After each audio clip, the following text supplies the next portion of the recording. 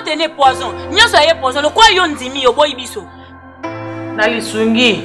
To aide ya Saint-Esprit. Eza mwana ngati. Nous a doué la nature en matière de justice. On déjà tout sali et ça déjà ils ont qu'il n'est bien. C'est les mains on a réuni. Qui a la rien monté na kata. Pendant tous ces temps. Tu es ma femme, on peut s'en va aider ma belle. Il y a le temps dans mon baby.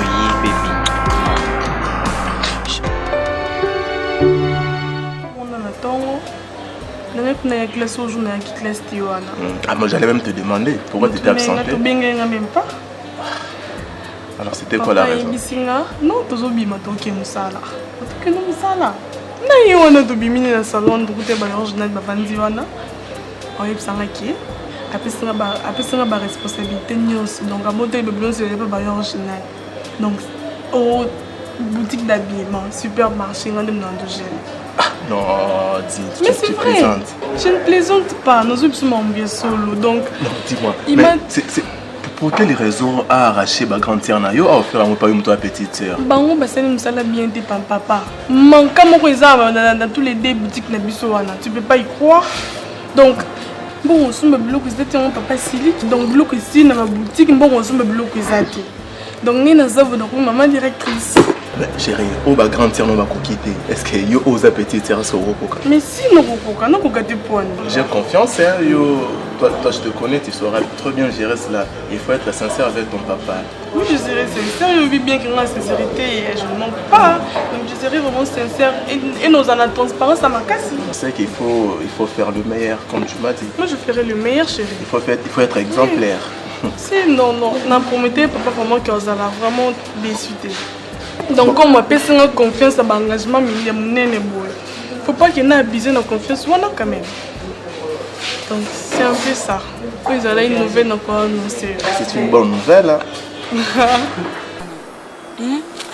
Parfois, tu me dis que tu as un peu de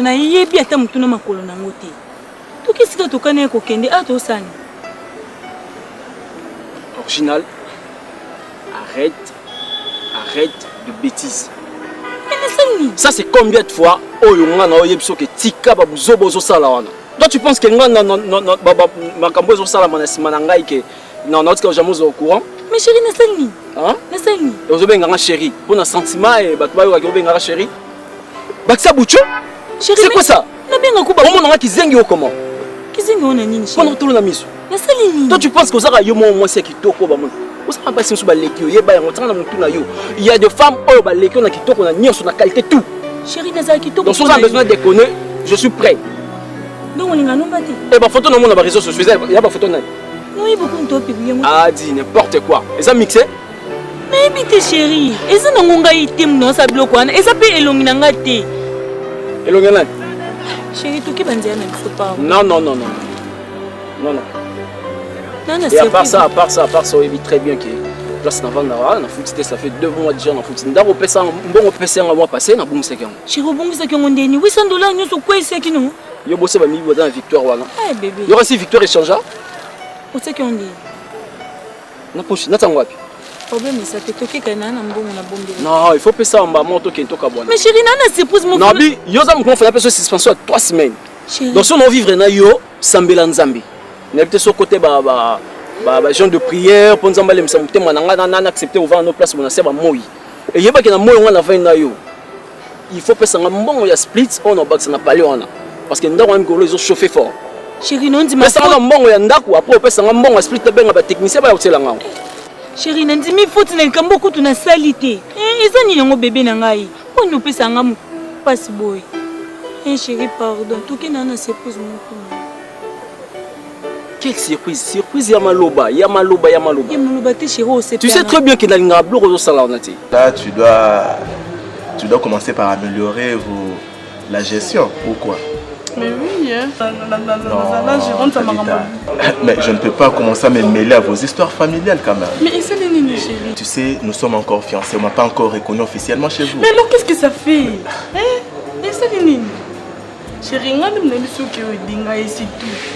Ceux qui ont des gens, ils ont des gens. C'est ça pour ça que nous avons besoin de confiance à papa. Donc, nous avons habité, mais nous avons des gens. C'est ça. Ah, mais c'est facile. Non. Pour chérie, toi qui peux te vendre un samo iboé. Qu'est-ce qu'on a vendu boza? Non, ça on. Donc comment boya no tambo nanga po basi no ba mona nga. Na za mabe. Yo balozo kanga ba photo bo bien na ba net wana tout na ba photo shooting. Les abana. Chérie Kolanda te nyoso na linga kayo. Na yebi kutu mtosa bilo. Attention na ba bêtise, le rôle linga nga accepter car na accepter. Bébé na mbongo nga kare ya ndako na kopesa. Toki na voiture na kosa. Exact. Eza voiture. Bon split. Bon split. Yango bisinga te. Wana tambole na mtu na kosa. Kokisa nyoso lelo. Original kokisa nyoso nazonga palais pour muteme kita lobi na bengo to sur la bien to zonga mabolingo. Moi lelo eza mamba love te. Il faut ebango le mamba love te, le mamba ya débat yoza na ngona ngai à propos ba photo nga na monia ba bêtise na net et na ba photo shooting ba bamba partout wana. Mais chérie nga yaki na posa tout ça bolingo nga yaki te ba débat ni. Chérie tout ça ba débat na te. Eza ni nyongo pardon bébé toki. Toki kumbaina ngati ko pesa mutema pasi. On va assurer nga ko pesa nyoso, on va assurer nga. Oui, Sur la monnaie est vraiment la faillite. Donc faut vraiment tout ça là. Le mieux qui il faut commencer par relever le chiffre d'affaires et le bénéfice, le recette. Donc c'est ça qui te qualifiera auprès de votre papa. Oui, vraiment, ça vraiment on a posé ça là. C'est plus ça papa. C'est ça vraiment mon souhait. Nous saluons bien, tu as vraiment déçu dans mon comportement, ma grande tête. Si on a sur la même chose, ça ne t'ira pas bien. Et on a ça vraiment ça.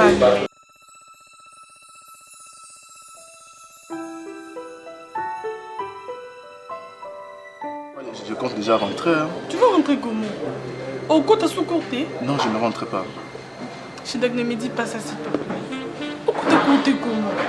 Mais je t'avais dit qu'il faut que je parte faire des recherches sur le TP qu'on nous a donné. Non, pas mathématique. Jusqu'aujourd'hui, on sait on a noté. Mais on se préoccupé qu'à recherche. Je t'avais dit que non, c'est là où sous TP mon côté. Chérie. Non, là je te l'ai dit. Alors je vais faire comment? Tu te débrouilles. Je vais me débrouiller comment mathématique. On étudie tout le monde dans un même auditoire avec le même professeur. Chérie, c'est juste la dernière. Non, ça c'était rendre faible. Mais rendre faible comment chérie? Oui, mais il y a une lacune en mathématiques. Non, t'as entraîné. Nan. Toi. Ah, mais ça n'est pas bien. Je ne fais pas. Chérie, non, arrête de dire ça. Non, écoute, pour t'aider, au papier sur les lois statistiques, là je fais les recherches pour toi aussi. Mais la mathématique, là tu les fais seul. Moi je pars, toi tu restes et puis moi je vais prendre une note chez toi. Je ne vais pas rester ici. Ah. Si on a un article, non, je comprends, tu cherches autre chose. On part alors ensemble. Bonjour, Edeba. Comment est-ce que bonjour, tu es honnête? Mais Ami dans la classe? Oh, tu cours, et maman fan à point. Mais tu vas tout ça dans la peau. Mais dans cette terrasse. Mais tout ça dérange toi? On a lobby na yote, non le mari qui n'a pas. On a. Mais Edeba collègue n'a pas tout à collègue n'a pas. Mais tout le monde est dans l'auditoire. Je suis fan dans la terrasse. Mais tout ça dans la pause, Edeba. Bon, il y a pas faire. Nous y a une pause. Mais pour nous consommer des secrets, il faut savoir la ah, ndé mobile yeyo. Edeba, on nous comprend. T'es mis ça là. On a dit ce que ça mobile nanga. Hein? Papa. Tabita, si c'est comme ça, moi je pars, je vous laisse. Ok, Opi. Il y a des bourras. Ah, qu'est-ce que c'est? Il faut l'année. On se rend. Il y a des en bas.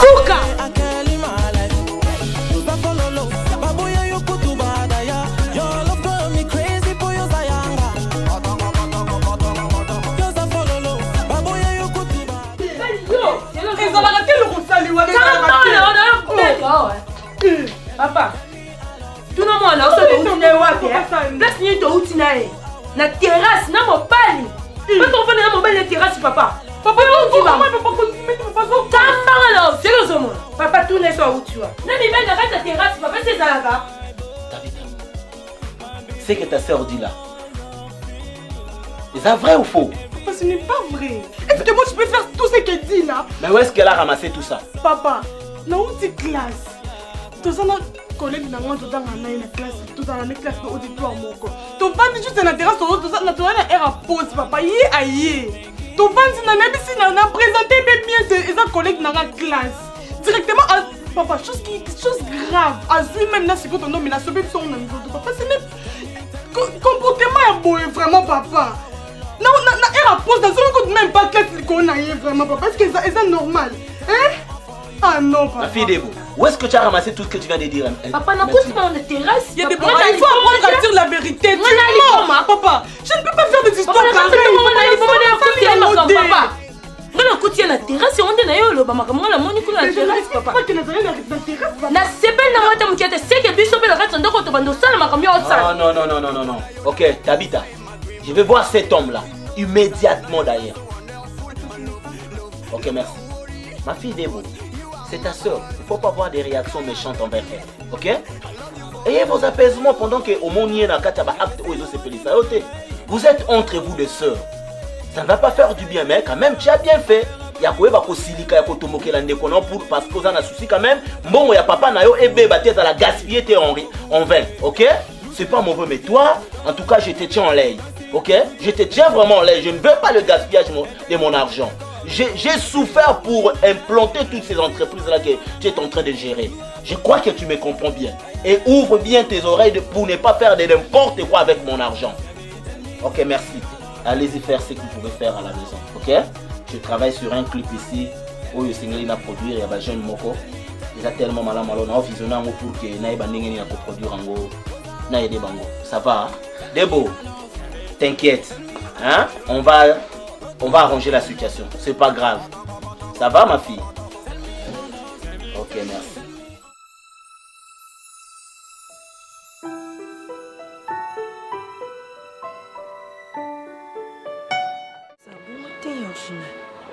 Makambo papa Salisa bien te vraiment. Aki ko pesa Tabita makambo nyosto biso to mikolo. Tabita otanga non za GD. Hein? Biso d'être aussi sa classe. Poni papa ko kyo sa bongo. Yorge na vraiment na sepel na mata mukete makambo papa Sali. Onga no sala na ebité.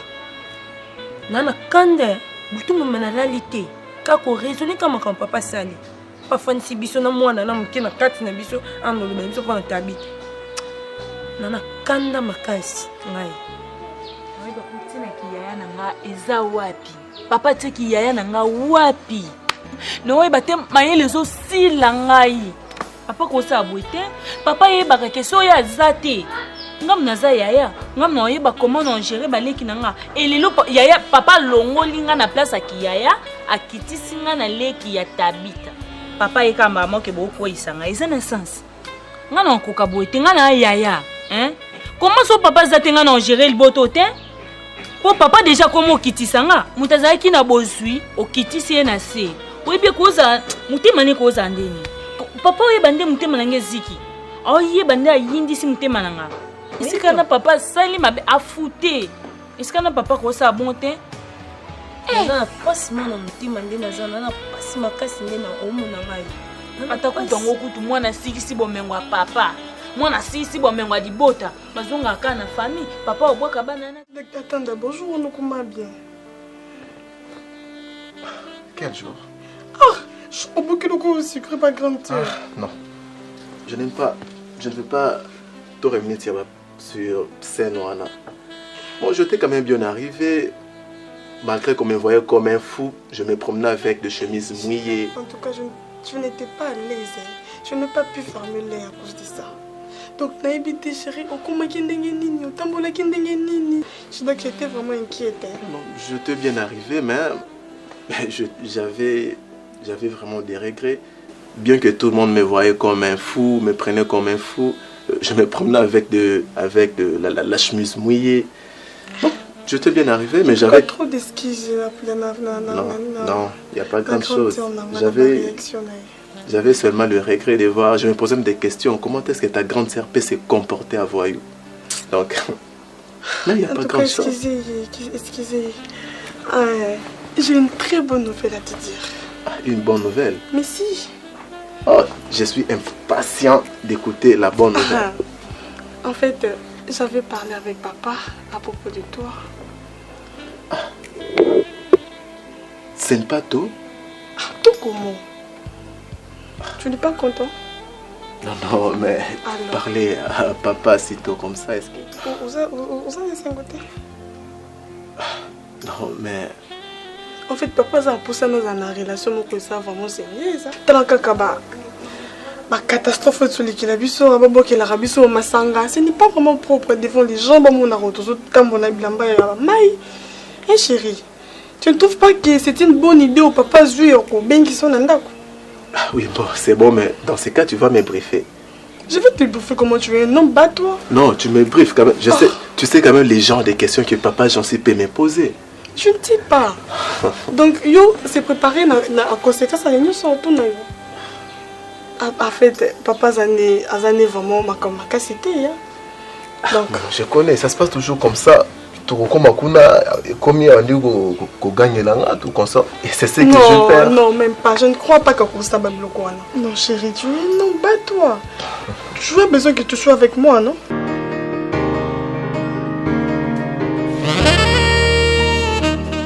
Mais papa, c'est les métiers en question. Je t'avais parlé. Chidak. Ok. Oh, c'est bien Chidak? Oui, papa. Ah bon? Yondozo troublé mon tout et moi en anglais. Justement, on s'est retrouvés tous les deux dans une belle amitié. Une belle amitié? C'est ça, papa. Merci, Naoka Mbela Nayo, malgré Nayo qui a un peu en désordre à travers sa grande sœur. Et na sepela quand même comme Nayo comme ça, Nameka ko s'adresser Nayo en face. En face, jusqu'ici au moins, Olingi et moi Nangai. Oui, effectivement, papa. Ça fait combien de temps vous êtes ensemble avec elle? Il y a de cela une année depuis qu'on s'est connus à l'université. Une année? Oui. Nathan Wana Azakina n'a pas responsabilité dans la PCT, je pense. Non, même pas. Même pas. Hein? Et pourquoi tu ne me l'avais pas dit? J'attendais le moment opportun. Mais non, les moments opportuns, ils ont des bons mots à exprimer à ta place. Tu vois combien ça a essayé un peu de causer les problèmes. Ok, ça ne dérange pas, mais est-ce que tu l'aimes vraiment? Tu aimes vraiment ma fille? Oui, papa, je l'aime. Tu fais quoi dans la vie? À l'instant, nous étudions encore. Vous étudiez? Oui. Ma fille, Papa. est-ce que tu aimes cet homme qui est en train d'étudier?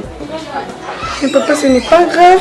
Je l'aime tel qu'il est et surtout qu'il a de l'avenir. Mais néanmoins, la lingito linga moi par rapport à la responsabilité la PCI. Parce que peu importe na koboto là. Tu comprends un peu?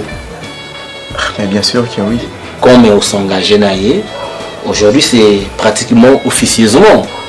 Hein, comme tu n'es pas encore officiellement connu, officieusement quand même tu es connu avec moi. Je travaille en sorte que Oya vraiment kobalaye. Ok? J'aimerais voir combien Osa efficace et tu es capable de le faire.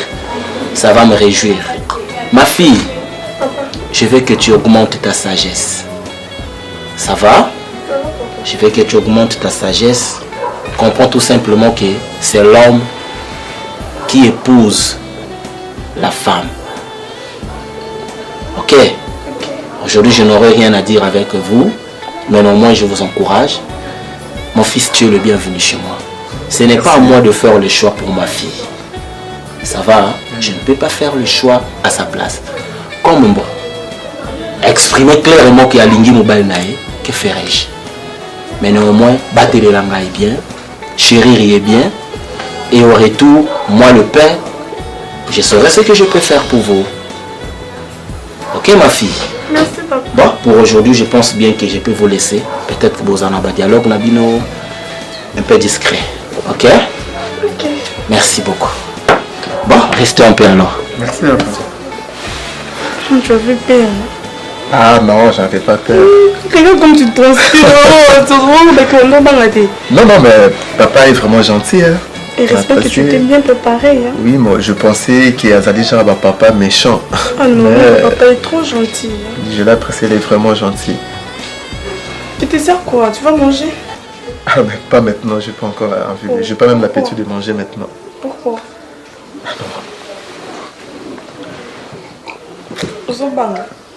Non, repère de quoi?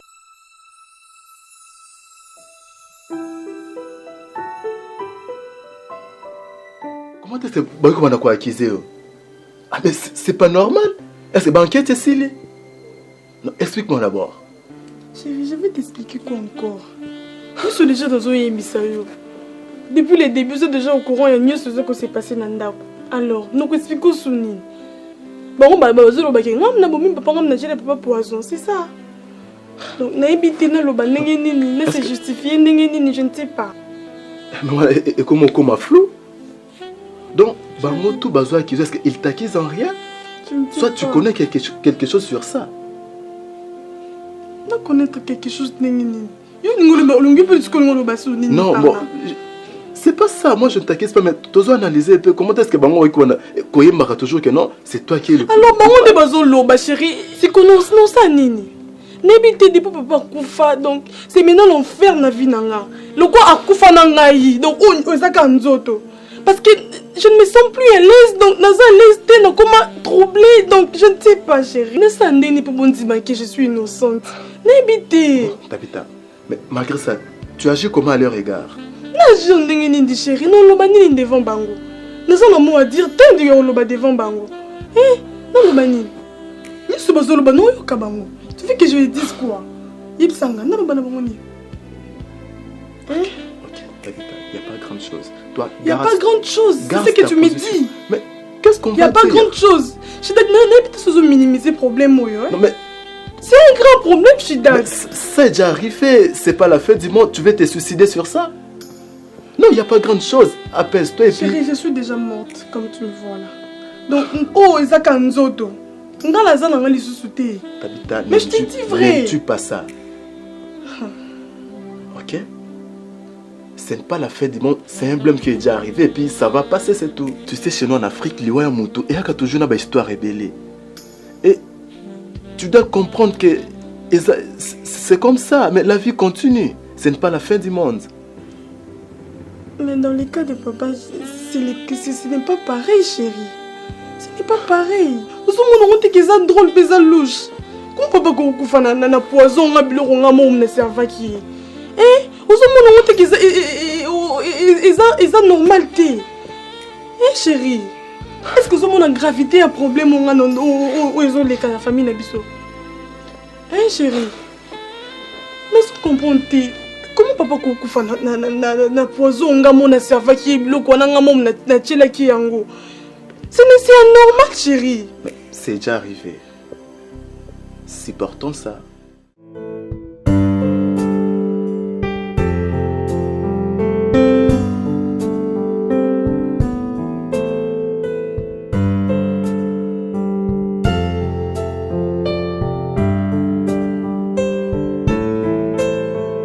Professeur, proposition c'est un peu difficile, mais je n'ai pas le choix. Vous en avez besoin de réussite. Les symboles déjà ah oui. Mais professeur, je suis aussi intelligente. Je travaille dans ma cour dans le mais pourquoi tous les trois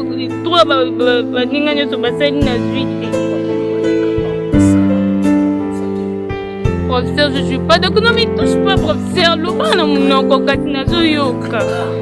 Na uganga te kasi. Kasi ko simba ngade te.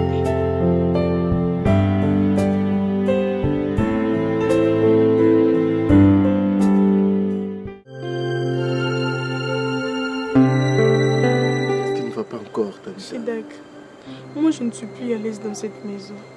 Je ne comprends même pas. Dans ce batté, tout le monde m'accuse que Ram ne veut pas abuser. Comment pourrais-je tuer mon propre père? On se rendre compte de ma grande soeur Nanga Bazoloba. Dans ce que je ne suis pour rien dans tout ça. N'a l'autre côté. Mais Tabita, si tu t'accuses de rien, mais pourquoi tu te déranges? Mais je m'inquiète. N'a l'autre côté, tout le monde m'accuse. Je ne suis plus à l'aise. Je suis là la bien. Je suis là la bien depuis que papa est mort. Yindaki yo saranater. Yo ba sentir bana boss. Bana boss j'en suis choki. Ya ko bwaka ngai. Yo saranater. Pourquoi nous c'est baba bwaka ngate? Bazanga pino bwaka ya na ngai. Original choki. Ya tika la melaki à mort. Chérie, je ne supporte plus cette maison. Dans ce concours sous-souté. En plus, ce qui est plus grave, on me dit que Nana, ma grande sœur, tout à la maman mon côté. Whisky? Ma casse. Yo zo mona na pe lo bola le yote. Lo poza yaki mobimba to yaki ndamu. Yaya. Somo na melishisha yo sakana kelo bioko. Amor yaya. Yango devi. Yaya. Poto yebi kutu teso na lola biloko ezala. Galobi na mela ki fort tellement tozaki na ba master na nge belé ba cristal elonga ba luzolo mi va donc to mela ki fort. Papa biso moko. Yango. Fait to sale le ronde to lingi. Papa j'en suis tu. Atika ki de ngala mokili na original. Baba tetu ka. Yango. Tetu ka ki lo ya. Tetu ki. Ya le bezaki ka. On sait que non yona ma grande sœur non bosara maman côté c'est ça? C'est qu'hier Janelle m'a dit. Donc Chidak, ce que mi passion na zoka de papa kufa. Nazala so à l'est na ndako, nebiti. So na misala ndenge nini. Les sumo vraiment ko boto mana ma grande sœur ndeti no nga na zana bango. Nazala so à l'est na ndako, nebiti so na sani. Elle est en apaisement, ok? Je vais m'apaiser comment, chérie? Naza à l'est, comment on va s'apaiser? Chérie, je suis vraiment très ravi avec le moment que tu m'as accordé à vivre à tes côtés. Tu m'as donné un vrai amour que je n'oublierai jamais. Mon regret se pose au niveau que je ne t'avais pas connu profondément. Et c'est aujourd'hui que je décide de ne plus demeurer à tes côtés. Non, tu me prives quand même. Tu sais quand même les gens, les questions que je ne savais pas que tu étais une meurtrière.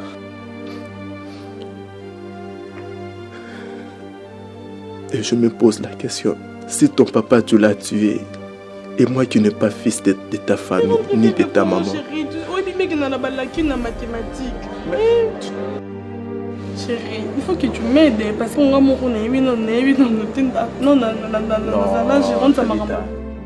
de peur que le mal m'arrive. Je regrette avec ton comportement. Je ne t'ai jamais connu assassin. Je ne t'ai jamais connu meurtrière.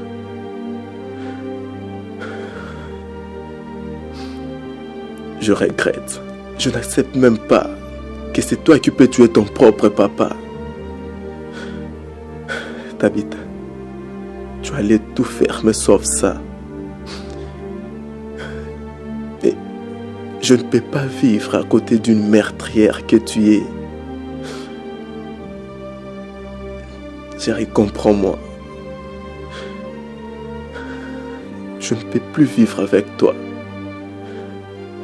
Je ne peux plus continuer à demeurer à tes côtés. Je ne peux plus rester à côté d'une meurtrière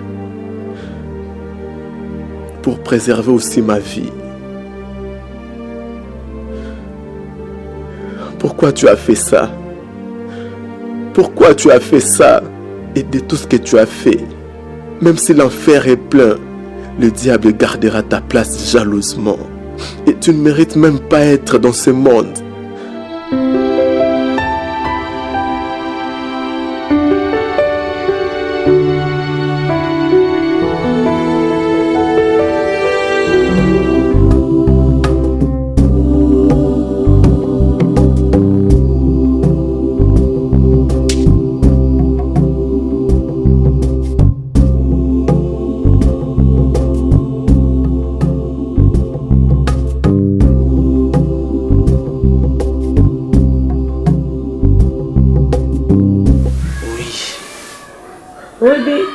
Je suis 4 ans depuis là.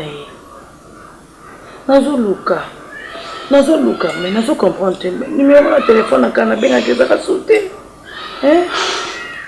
Yo ebi, ba numéro na ndose ezaki toujours ya Angola. Tant na yaki téléphone ezalaki pe ya kobunga, eza kaka grâce à Dieu, ndeli tokutani na lisusu lelo. Mais ezosala ngai vraiment passe. Tala, au moins tant que le ezosala ngai passe. Banana bana retourna yo. Ezosala passe bando bana, ils n'ont comprendre. Qu'est-ce qu'il y a? Où est ma fille? Hein? Oyebi atasoki na bombi na kozala kaka. Est-ce que okolo bambala moko? Hein? Nazana posa na mwana mwana ngai papa. Pozanga pasité. Na botel bino mwana pesi bino mwana. Na koli lelo na komi maman. Nazana posa ya mwana nga. Na mwana papa nazate. Maman wana akufa. Finalement siko bobo maman nga tisuka. Chérie.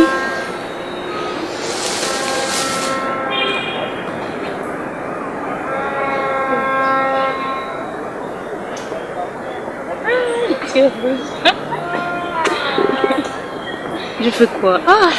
Toutefois, on a encore beau man. Il y a de l'autre dans mon bébé. Chérie, Obini qui toko. Merci. Je t'aime. Tu sais que je t'aime vraiment. Collègue, on a été jours à nous en Darolia. Parce que bien aimé ça m'a que chérie n'a pas dit rien. J'avais oublié de te signaler, chérie. Oh. Ok, en fait, il y a un mot qui m'a mis sur A. Oui, mais sur A, ouais, donc. J'allais juste t'informer, tu sais. Mais c'est un bon, on a foutu pour na somba. T'es peiné, non, bébé? Je sais pas. Puisqu'on a un bon. Naebi. Nazo pasi ya bon maman oyo za nango.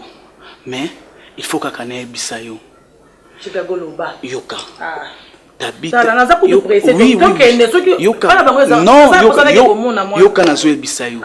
Ndeto solo baboye Tabita asana kasho. Pardon? Tabita asana kasho. Bandela? Tabita asana kasho. Na ndenge nini? Hein? Depuis quand? Bani neni? Moi na ngai na kasho. Asani. Na yebi ke tika ma aventure ko? Tika ma aventure. Na kasho na nini? Asani.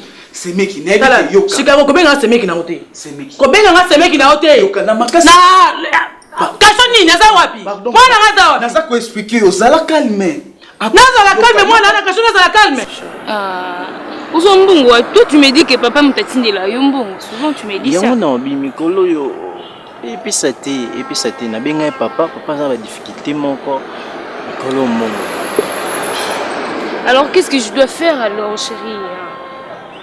C'est l'effort aux Langako. Mais non, est-ce que ceux qui au salité donc ceux qui donc pourquoi non? Oui que papa senga dana ndaku auto c'est les jours na tukende restaurant. Nangena futa on to c'est lengo na restaurant. Mais chérie, to somba ba tepango combien? To somba ba tepango combien? Tu sais, professeur Wanazala, il y a un cours de santé pour jouer. Pourquoi ça? Pourquoi ça? Est-ce qu'enseignement monde mes à la câble? Il y a un monde mobilisé, il y a Afrique. Non, il y a Afrique parce que l'autorité m'a dit mais la biloko. Bon, il y a RDC. Oui, je dis, non, le membre RDC. Il y a des informations, chaque fois, mais ne se plaindre pas, professeur. C'est que à 2 points. Mais professeur, on a commencé à coucher. Quoi? Je te jure. Pas ça, vous savez. Non, je n'ai pas fait ça, chérie. Je n'ai pas fait ça. Mais professeur, a insisté parce que alors bien, je clôturer ma point. Côté ngati donc comment c'est ngakana coucher na yi so bon au ça on peut sous-souter mais on se silo ça teti to zambon ndo sale so peut s'imiter mais non bande la classe non ngapi dans le carabandé tout ça yoka na bana tout c'est na tika bino mwana yoka na yebi depuis bon mwana moniete na ki mukolo ne oyekoyebake asa na prison après la mort ya papa na ye balobake Tabita mutu apoisonné mais na lingi to za na yo ini ça la calme na lingi to ça la toujours ensemble ngai yoka toko kendo ko mona e ngai pe nazana sima Tabita wala mazamuke mingi sois calme doucement sois calme soki bandi ko lela boy Nebi qui est sous Kananzela, il faut oser la forte. Seigneur Jésus. Azana est bien, non. T'inquiète, Asa bien, sois calme. Tout le kasikoyo, tout l'andela, pour te baquer, l'ennemi n'a causé la libanda. Oui. Seigneur. Même si nga na son dimate que Tabita mutu empoisonna papa na non, même si nga na ki na Angola na yebite. Nga nde baza ko apprendre ngai que Tabita asana sois calme. Sois calme. Au moins non, yoka. Non. Zana nalingi to kokende mais ça la calme